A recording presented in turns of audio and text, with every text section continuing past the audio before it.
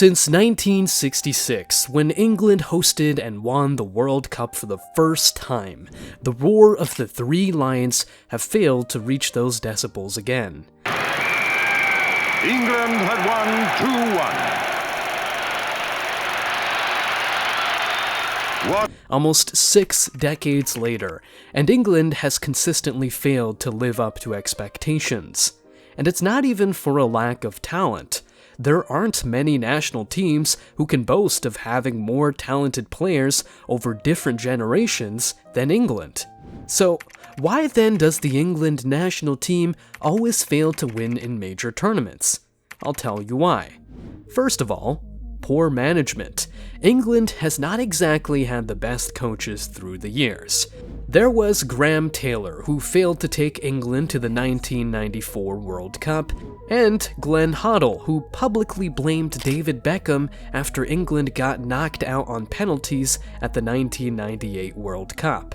There was also Kevin Keegan, who bottled a 2-goal lead against Portugal at Euro 2000 and eventually failed to make it out of the group, and Stephen McLaren, under whom England failed to qualify for Euro 2008 despite having incredible talents like Beckham, Lampard, Gerrard, Scholes, Terry, Ferdinand, and more.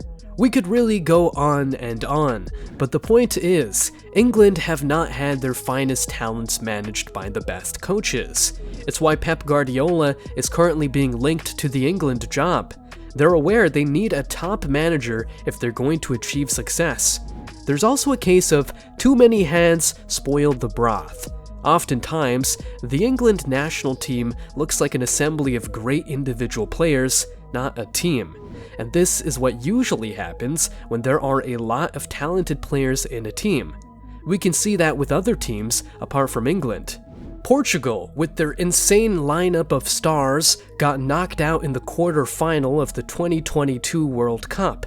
Belgium had a golden generation of some of the best players in the world for like a decade, but they failed to win a single major tournament.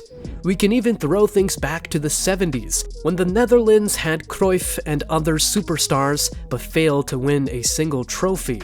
Even Argentina. They failed to win anything during the period when they had the most talented superstars. But just a couple years after most of those superstars retired, Argentina went on to win everything with a relatively ordinary team.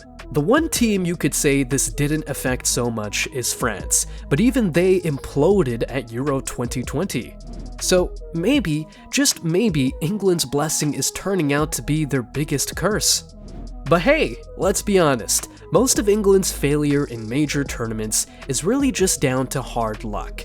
In a lot of outings, the Three Lions have done their best, but luck just hasn't been on their side.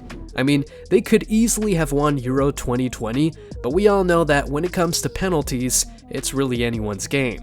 At the 2010 World Cup, Frank Lampard was denied what was a very clear equalizer in the quarterfinal against Germany. In 2006, they were knocked out on penalties. In 1998, Beckham was unfairly sent off and England ended up getting knocked out of the World Cup on penalties.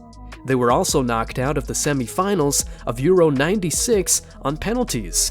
In the 1990 World Cup, England were solid throughout. They didn't lose a single game in normal time up until the semi-final. But guess what? They ended up getting knocked out on penalties again. And of course, the one every English fan hates to talk about, 1986, when Diego Maradona scored with his hand and knocked England out of the quarterfinal. If just one thing had gone their way in any of these tournaments, England may just have clinched a major trophy. I'd be lying if I said they weren't unlucky too many times. Cheated in 86, 2010, and arguably 98. Got knocked out on penalties in 2006, 98, 96, and 90, and of course, lost the final on penalties in 2021.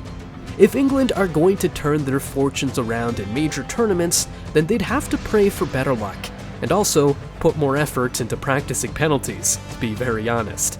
But if you think there are other reasons England fails at major tournaments, let me know in the comments. While you do that, like this video and subscribe to the channel.